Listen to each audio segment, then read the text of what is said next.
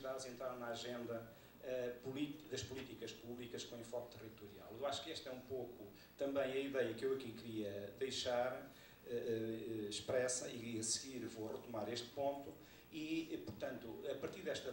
Por outro lado, as cidades em Portugal, houve, do ponto de vista, um grande debate europeu que produziu uma série de documentação que eu a seguir vou também referir, e, portanto, houve também, no caso português, rápidas mudanças do ponto de vista das infraestruturas, do ponto de vista da requalificação dos espaços públicos. Tudo isto somado faz com que eu optasse por trazer para apresentar esta ideia de apresentar a região centro como exemplo de processos de urbanização e desenvolvimento urbano, e é esse o tema que eu vou aqui apresentar. Eu vou fazer a minha intervenção a partir de três olhares, três tópicos. Olhar, por um lado, a partir um pouco dos territórios, ou seja, das cidades da rede urbana. Por outro lado, a partir, digamos, das políticas, e por outro lado, dos atores, designadamente de um ator que em Portugal tem um tipo de agente, que é o município, que tem um papel importante da dinamização de projetos e de iniciativas e de transformação e de intervenção a nível urbano. Portanto, a cidade e o território na região centro, vou procurar assinalar fundamentalmente algumas das especificidades da região centro e alguns dos seus problemas.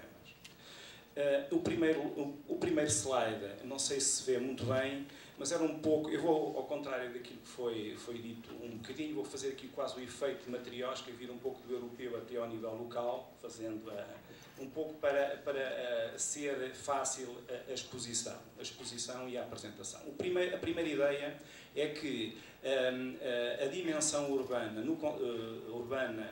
as cidades portuguesas no contexto europeu têm, digamos, pouca expressão. Ou seja, se analisa, isto é um mapa que procura mostrar a classificação, o tipo de unidades territoriais no contexto europeu, e se vocês verificarem, a conclusão que se tira é que, no caso português, fundamentalmente o verde predomina, ou seja, Portugal é visto quase como um grande espaço rural, não é? Onde vão pontuar algumas cidades e pequenas cidades, onde se destacam apenas 2 pontos avermelhados, que acabam por ser os 2 principais centros, que são Lisboa e Porto, que acabam por ser consideradas as regiões metropolitanas.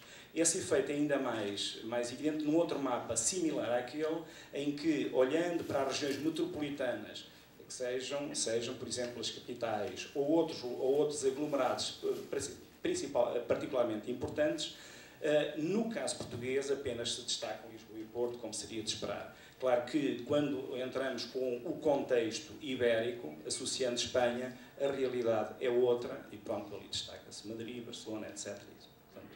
Essa imagem. Portanto, esta ideia, Portugal tem pouca expressão no contexto nacional. Estas imagens são imagens, digamos, de passagem, apenas para o mapa seguinte, que é um pouco para tentar começar a situar a região centro no contexto nacional.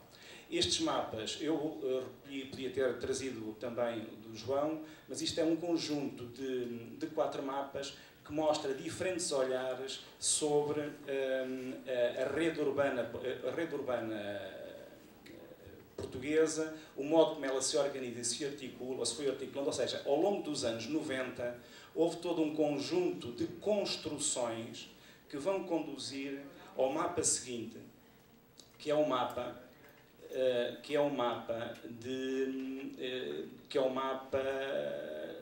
que ficou cristalizado num documento importante, que julgo que foi aprovado no tempo em que o João liderava estas lides, não é? E que é o Programa Nacional da Política de Ordenamento do Território. Eu trago aqui este mapa por uma razão, entre várias. Não é? Por um lado, porque é um mapa que situa o país e faz um pouco o balanço prospectivo de Portugal. Balanço porquê?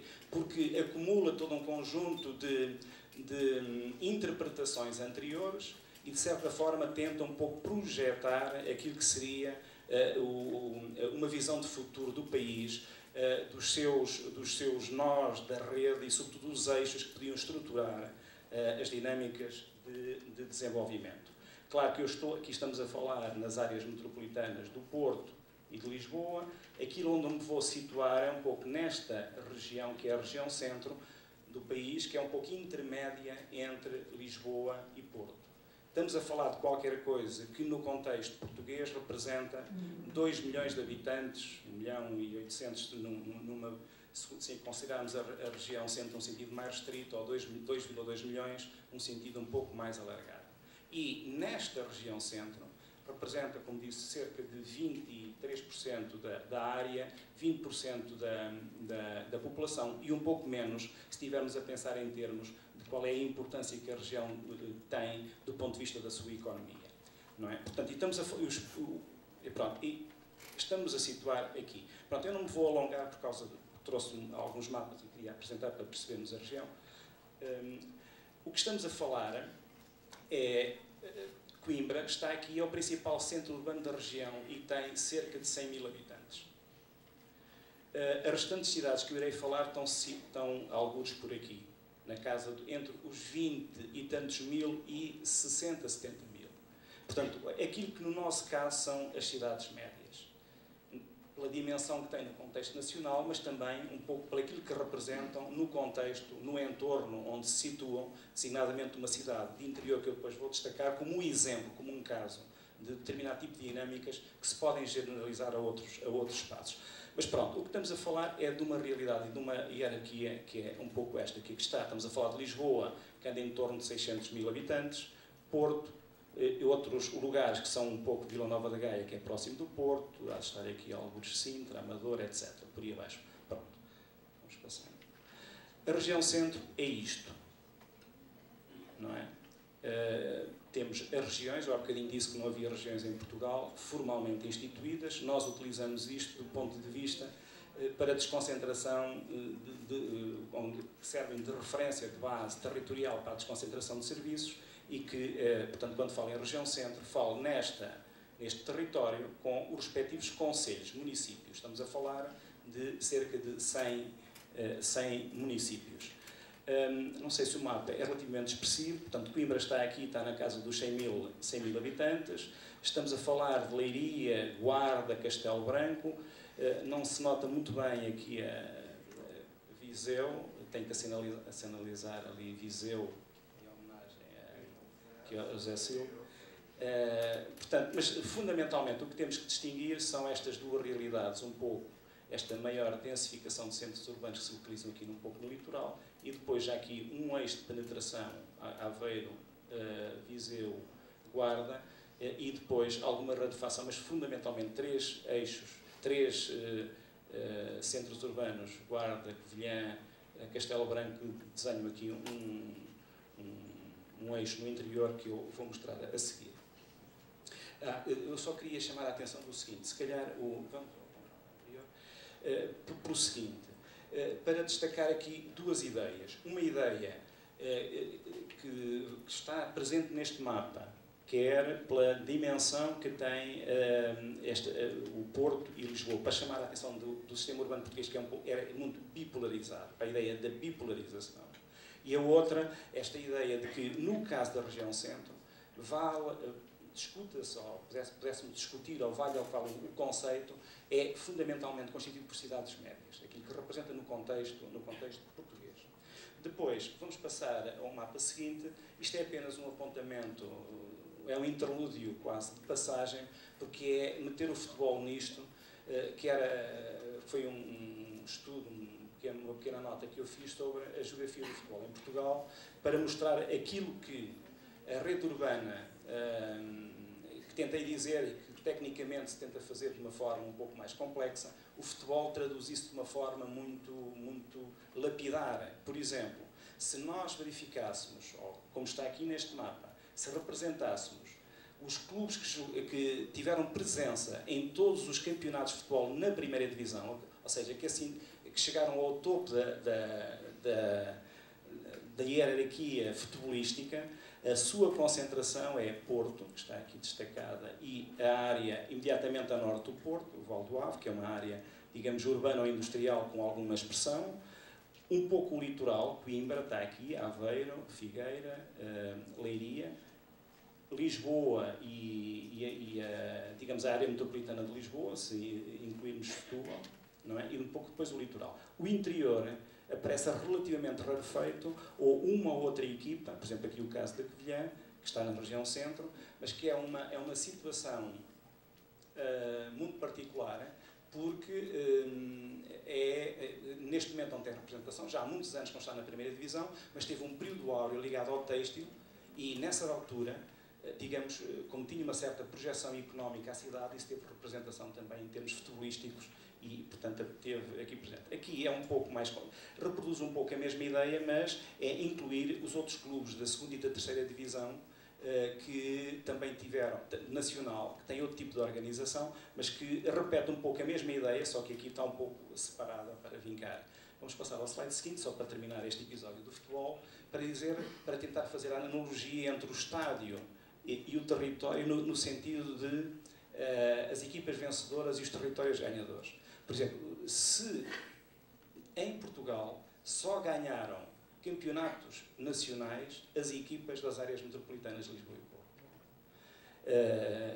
O Porto, Benfica, Porto e Boa Vista, há ali um pequeno episódio, e Benfica, Sporting. Estes casos aqui são a Taça de Portugal, que é um campeonato menor. Ou seja, isto reproduz um pouco uma certa hierarquia urbana, uma hierarquia e uma importância económica, mas também está aqui uma dimensão simbólica que poderia dar pano para outras conversas. Pronto, retomando, fechando aqui este parênteses, situando-nos na região centro, o sistema urbano da região, não vou, digamos, entrar em muito detalhe, mas temos aqui as cidades principais, Aveiro, Coimbra, Leiria, Viseu, Guarda, Covilhã e Castelo Branco. Eu diria, esta é a rede fundamental, é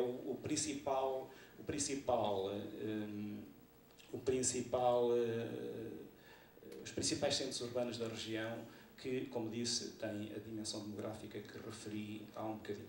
É evidente que se podiam destacar aqui alguns sistemas e alguns subsistemas urbanos que podem ficar assim apenas enunciados. Um aspecto importante tem a ver um pouco com a rede, a estruturação da rede através dos eixos viários, digamos, a maior ou menor acessibilidade aos centros urbanos, aqui através do tempo de deslocação, e o que marca fundamentalmente e isso queria aqui destacar, que é este verde, que é uma área relativamente mais inacessível, que corresponde à principal montanha, à principal cordilheira montanhosa da Serra da Estrela, atinge ali cerca de 2.000 metros, mas que é uma barreira física que cria um grande constrangimento à circulação e à organização do espaço, fundamentalmente neste espaço, nesta área. Pronto, isto é um pouco também a rede urbana da região, e aqui eu queria destacar um pouco a ideia também que pode remeter para um conceito valelutual, que é a ideia de um certo policentrismo, que normalmente é isso que sempre se discute quando se fala da região centro. Ou seja, aponta-se muitas vezes, se calhar, aquilo que pode ser uma das suas fragilidades, mas também um dos aspectos importantes é que é uma região policêntrica, no sentido em que é constituída por um conjunto de cidades médias, há umas que têm uma ligeira dimensão maior que outra, mas que não é particularmente significativa e que são relativamente iguais no contexto do espaço regional. Eu descia agora ao nível local e vou destacar apenas a cidade da Guarda, que foi aquela que fiz há um bocadinho. Vamos só ao slide anterior, para dizer, a Guarda localiza-se ali. Esta localização é uma localização extrema no contexto português, porque é uma cidade que está a 50 km da fronteira, portanto aqui é a saída para a Espanha, é uma das principais saídas rodoviárias de ligação à Espanha e de ligação à Europa. Estamos a cerca de 50 km. Como disse, é uma cidade antiga, 8 séculos, 26.000 habitantes, portanto uma pequena cidade. Não é? E vamos ver qual é a dinâmica que tem apresentado esta cidade. Não vou comentar aqui o quadro, mas porque eu tentei traduzir desta maneira. O que nós, digamos, a evolução da população desde 1864 até agora, apenas em termos relativos, verifica-se que o país teve esta trajetória, ou seja, aumentou 2 vezes e meia, aumentou cerca de...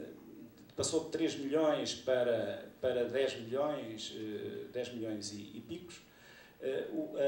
Estamos a falar aqui da NUT 3, é isso? A NUT aqui não consigo ver bem. Mas o que eu quero destacar aqui, fundamentalmente, é que o Conselho da Guarda, aquele Conselho, está num contexto predominantemente rural, aquilo que nós muitas vezes designamos por baixa densidade, portanto, com uma baixa densidade que não é só demográfica, também uma baixa densidade económica e uma baixa densidade, se calhar, social, mas, pronto, baixa densidade demográfica. Mas o que é particularmente significativo é que, se nós analisarmos o Conselho, aquele mesmo Conselho, e retirarmos aquilo que é a sua área urbana e aquilo que é o seu entorno rural, verificamos que eles têm comportamentos diametralmente opostos. Portanto, enquanto que a cidade cresce desta maneira, a parte rural tem um comportamento que é, digamos, o oposto.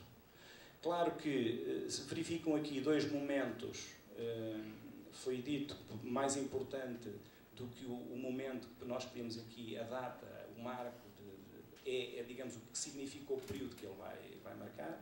É evidente que temos aqui um salto nos anos 70, anos 80, que corresponde, digamos, a um período de pós-imigração. A Guarda, como é uma área de muita imigração, recebeu como retorno, digamos, uma parte da dinâmica urbana, é fruto desses fluxos de capitais que foram proporcionados pelas remessas dos imigrantes. Há outros momentos aqui, que é um momento significativo que está relacionada com o período que corresponde à entrada de Portugal na União Europeia e de um salto significativo que se verifica a vários níveis em Portugal. Portanto, são 2 momentos significativos, na nossa história recente. Pronto, aquilo que disse está aqui um pouco assinalado pela evolução da população nas áreas rurais e nas áreas urbanas do Conselho da Guarda. Este mapa destaca as 2 freguesias da cidade da Guarda. Uma que é o centro histórico, o núcleo mais antigo, não é? E o outro que é a periferia imediata, sobretudo para verificar que eles têm comportamentos também distintos. Ou seja, os centros históricos de Portugal estão a ser, digamos, a ter quase comportamentos também recessivos, do ponto de vista demográfico. Pronto, isto levanta problemas, sobretudo para pensar a cidade, porque é uma parte mais antiga, onde residem pessoas mais idosas, etc., com os prédios mais degradados, apesar de terem existido algumas políticas públicas no sentido de requalificar aqueles espaços, reverter esta situação não é fácil. Claro que, associado a este tipo de estratos populacionais, há todo também um contexto económico que está associado a isto. Agora, é importante este aspecto, esta regressão e a periferia imediata que tem uma trajetória distinta. Pronto, eu se calhar não me vou alongar muito aqui, porque isto é a espacialização daquilo que eu disse, ou seja, as 2 freguesias do centro da Guarda, desde, por exemplo, 1930 até agora, vem perdendo densidade as áreas rurais e a concentração está toda focalizada. Há uma polarização nos centros. Claro que isto corresponde a um processo de despovoamento rural, que é um despovoamento que se tem vindo a acentuar, mas que é relativamente antigo. Por exemplo, se nós verificássemos quais são as datas em que as freguesias... Nós temos um nível administrativo que não existe, nós temos as freguesias, as paróquias, não é? Que têm uma expressão na administração, nossa geografia administrativa. Verificando isso, verificávamos que algumas freguesias estão a perder população desde anos 20, anos 30, portanto é uma tendência que veio e eventualmente deve ter vindo para ficar. Pronto. Isto era um pouco para dar um panorama breve de qual é a realidade que temos, fundamentalmente a realidade a partir da região centro. Ou seja, em síntese, aquilo que eu queria dizer, julgo que está dito.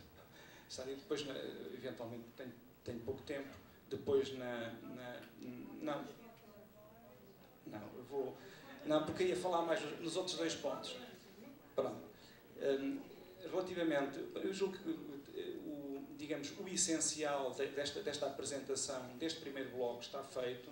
Depois, no debate, podemos aprofundar algum ponto que eu tenha sido menos explícito nesta apresentação. Portanto, podemos passar. Eu aqui ia falar um pouco sobre a questão das políticas. E como referi,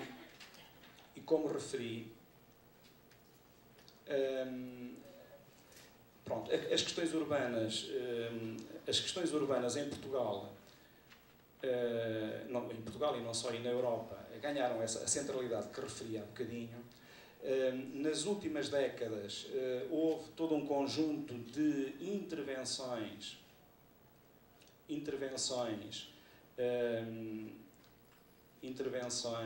que foram surgindo.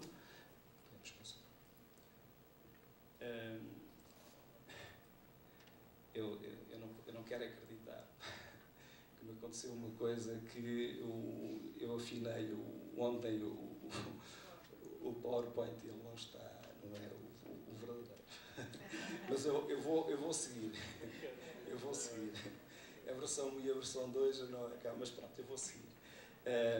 Porque a ideia que eu aqui quero eu vou sintetizar a ideia que estava expressa. A ideia é esta, porque tive que resumir, porque tinha muitos slides e, portanto, tentei reduzir. Mas é assim, nas duas últimas décadas, as políticas urbanas em Portugal foram, digamos, muito ajustadas em função deste tipo de produção oriunda da União Europeia. E já agora eu situava aqui o seguinte, que era as duas ou três ideias mais fortes que estavam vincadas são estas. Há dois momentos importantes para nós entendermos o momento presente de Portugal. Um é, digamos, a mudança, de 74, mudança da ditadura para a democracia, e a outra, em 86, com a mudança, com a adesão de Portugal à União Europeia. E, claro, já agora, depois de 86, 87, com a questão da crise e os efeitos que tem. Não é? Mas, sobretudo, a questão que nos importa aqui é destacar a adesão de Portugal à União Europeia. E aí, as políticas, não só as políticas regionais, mas também as políticas urbanas, tiveram um impulso forte. E esse impulso é, digamos, quer quantitativo, quer qualitativo, mais significativo. Portanto, eu não vou alongar muito. Quantitativo porquê? Porque a adesão de Portugal à União Europeia implicou a entrada de recursos para a política regional que foram direcionadas ou ao desenvolvimento regional ou intervenções nas áreas urbanas, mas por outro lado também qualitativo, porque ele foi evoluindo e foi diversificando o tipo de intervenções. Não é? Basicamente, julgo que são estes dois aspectos que são particularmente significativos. Por outro lado, eu julgo que as intervenções, o quadro que se define, são basicamente três momentos que vão situar as políticas de intervenção nas cidades, designadamente no período mais recente. Porque se nós verificássemos ou tentássemos sistematizar as intervenções, a produção de orientações para as cidades no contexto europeu, há um primeiro momento, que é um momento quase inicial, entre finais dos anos 80 e princípios dos anos 90, designadamente com o livro branco sobre o ambiente urbano, e, portanto, começam-se a tentar lançar alguns projetos piloto para as cidades. Portanto, é aí que está a gênese do movimento que depois se consolida com uma agenda urbana que vai decorrer entre 94 e 2006, que tem várias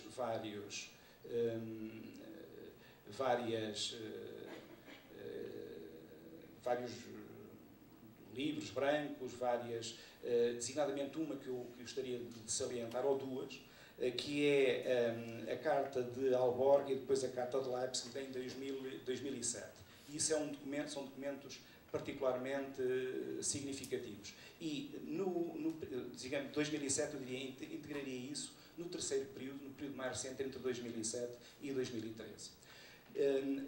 Para destacar a questão das políticas para as cidades, eu destacaria o seguinte. O caso português há de 2000 até agora, eu diria, entre 2000 e 2020, há três momentos fundamentais. Há um momento, que é um momento entre 2000 e 2006, que é lançado um programa, é ligeiramente antes, mas é neste período, nesta vigência, que tem uma maior intensidade, que é o programa Polis, que teve intervenções em cerca de 20 cidades na região, 20 cidades do país, e que aquelas cidades que eu referi, do topo da hierarquia urbana na região centro, todas tiveram intervenções alguma intervenção de requalificação urbana. O segundo momento, que foi já liderado ali pelo João, corresponde ao período que foi lançado em 2007 até 2013 e que está, digamos, está a concluir, e neste momento desenha-se um novo ciclo de políticas públicas que vai até 2020 e que vai incorporar novos programas, novas intervenções, novas ações integradas de desenvolvimento urbano, que é esta a designação oficial que tem, ou pode, se não for esta, é a partir desta, e que vai orientar um conjunto de intervenções até esse período. Claro que o período anterior, no caso português, não quer dizer que não tenha existido intervenções nas áreas urbanas, mas as intervenções que houve antes foram intervenções mais em termos ou de infraestruturas ou de equipamentos. As intervenções de requalificação urbana entraram numa fase posterior àquilo que pode ser a infraestruturação básica, não é? Para concluir, e porque tenho o tempo esgotado, vamos passar. Eu tinha aqui várias coisas para mostrar, vamos saltar. Eu queria só mostrar aqui meia dúzia de imagens de algumas cidades da região e de alguns projetos. Portanto, eu deixo. E depois, no fim, no debate, nós podemos informalizar e responder a aspectos que considerem pertinentes ou que tenham sido menos claros na minha exposição. Portanto, vamos passar rápido, porque são sobretudo mapas. Isto é Aveiro. Aveiro é uma cidade que é junto ao mar e que vamos passar. Vá passando, se faz favor. Pronto, isto eram os planos, projetos. Lota do Porto de Aveiro. Vamos passar. A zona envolvente, ou seja, frentes de mar, frentes ribeirinhas, canais junto à Ria de Aveiro. Vamos passar. Zona envolvente, requalificação de espaços. Coimbra. Não, isso está mal. Vamos passar. Intervenção em Coimbra. Coimbra é uma intervenção junto ao rio, um parque verde bastante grande. Vamos continuar, só para ver as imagens. Vamos. Rápido. Parque verde, pronto. Depois a universidade lá em cima, a ponte que liga as duas margens. Ou seja, houve uma preocupação em muitas cidades, o rio a cidade tinha crescido, digamos, não tendo uma relação próxima com o rio. 5 ou 6 das 6 intervenções, pelo menos 5, centraram muito as suas intervenções nesta relação de devolver a cidade ao rio. Designadamente o caso de Viseu, não é, onde essa intervenção teve grande expressão. Vamos continuar. Portanto, isto são imagens, diferentes imagens. Vamos continuar. Leiria é também um dos casos em que a intervenção se centra fundamentalmente ao longo do rio Lis. Vamos passar para ver algumas imagens. Ok. Portanto, intervenções de requalificação ambiental junto às margens do rio. Continuar. Pontes, há ali algumas situações interessantes. Vamos continuar. O Largo de Santo Agostinho, basicamente o que tem a ver é a construção de um estacionamento para tentar libertar o espaço público de estacionamento subterrâneo. Centros de monitorização, requalificação da cidade, vamos continuar. Ok? Pronto, Viseu, só para mostrar aqui a cidade de Viseu. Vamos continuar, só. Não vamos comentar os mapas e as intervenções. A feira, que teve uma intervenção importante. Vamos continuar. Ok? Ok. Só que ficamos com as ideias, depois falamos. Vamos continuar. A Covilhã é uma intervenção interessante, que é aquela cidade, que era uma cidade industrial, que tem uma topografia tremenda, porque as fábricas estavam localizadas ao longo de duas ribeiras, as fábricas de lanifícios, que algumas foram abandonadas e hoje são vazios urbanos que levantam alguns problemas, e, portanto, a intervenção urbana foi um pouco para requalificar alguns destes espaços. E que tem problemas de mobilidade bastante fortes, não é? Porque é muito íngreme, é na serra, no sopé da serra. Ok, só para ficarmos com as imagens. Jardins, vamos continuar.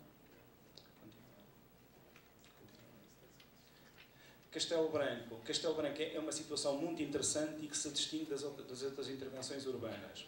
Porque enquanto, digamos, eu vou antecipar alguns comentários que tinha como remate e com algumas observações mais ou menos críticas a este tipo de intervenções, mas como há muito tempo eu diria só o seguinte, é que talvez uma das críticas é que a intervenção, embora sejam ancoradas num plano e num plano de ação e num plano estratégico, quase todas estas intervenções, depois elas são muito as intervenções localizam-se numa parte muito específica, muito restrita da cidade. E não há uma visão um pouco, o que é complexo e é difícil, até porque os meios eram escassos e tinham que se concentrar. A este problema. Tem a ver uma outra questão, é que isto não significa que não haja outras intervenções, muitas vezes intervenções setoriais, intervenções sociais, etc., que não são, ou até da esfera pública, que não são muito bem articuladas. Isso cria algum constrangimento. Verificamos também que a componente que domina é fundamentalmente a componente ambiental, junto a frentes ribeirinhas, o rio, etc., está muito presente. Em Castelo Branco, como não há rio, embora tivesse havido inicialmente uma tentativa de localizar a intervenção num outro lado, mas conseguiu-se fazer uma coisa que foi o seguinte, que julgo que é exemplar, no caso de Castelo Branco. Estamos a falar numa área, numa cidade de 25 mil habitantes, numa área muito desertificada, relativamente desertificada, em que a cidade cresceu muito e cresceu, digamos, em mancha de óleo. E, digamos, as antigas centralidades estavam perdidas. E o plano estratégico que norteou esta intervenção tenta recentrar a cidade, criando e recuperando 3 centralidades. Uma centralidade que é a centralidade do castelo do centro histórico, e, portanto, as outras praticamente tinham passado ao lado das intervenções nos centros históricos. Esta tem uma intervenção que se faz no centro histórico. O centro cívico, que era este espaço aqui, que era um antigo quartel, estava abandonado, é recuperado, e toda a praça pública, e cria um centro cívico, em que a envolvente é muito tentar trazer comércio e espaços culturais, o cineteatro, o centro de arte, para o centro da cidade, para lhe dar vida, e efetivamente é daqueles que pode ser apontado como um caso de sucesso, na medida em que cria uma nova relação dos cidadãos, sobretudo os que estavam na periferia, com a cidade, em que o centro da cidade começou a ser vivido de uma outra forma. Pronto, assim eu tive que terminar um pouco precipitadamente, mas era um pouco esta a mensagem que eu trazia para a intervenção. Depois, no debate, podemos trocar impressões e aprofundar um ou outro aspecto que considerem pertinentes. Muito obrigado.